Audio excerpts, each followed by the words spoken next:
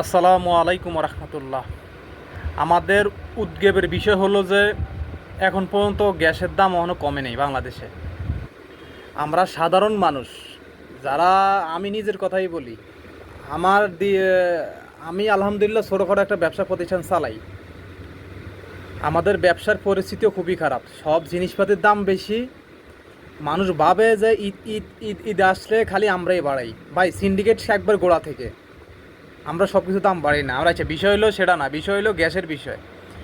আমরা খুব টানা টানা হেঁচড়ার মধ্যে চলতে হয়।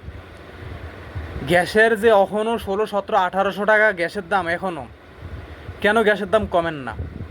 আমি বর্তমান যাই সরকার গঠন করছেন তারেক রহমান, বিএনপির এখন যেহেতু বিএনপি সরকার গঠন করছেন, আমি তাদেরকে অনুরোধ করব যারা মন্ত্রিসভায় আছেন, আমরা চাই গ্যাসের দামটা কমুক। ভাই, একটু ধরেন দেশের জনগণের এবার জনগণের একটু কাজ করেন। আপনারা আপনারা একটু প্রান্তিক জনগোষ্ঠীরা কি পর্যায়ে আছেন, সাধারণ গরিব অসহায় মানুষ কি পর্যায়ে, কি দুর্ভোগের মধ্যে আছেন, একটু আপনারা একটু মাঠে নামিয়ে একটু দেখেন।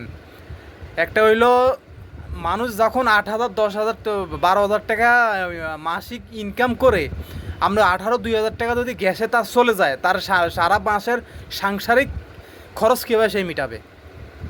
আমি মনে করি তা সরকারকে এটা দিকে ভালোভাবে ফলো করা দরকার যে এই গ্যাসের বিল, এই গ্যাসের দাম 1600 টাকা, 1500 টাকা সাধারণ মানুষ, আমার মতো মানুষ এটা বহন করা সম্ভব না। ভাই, গ্যাসের দাম কমাই নিয়ে আসেন, এই অনুরোধটা করলাম।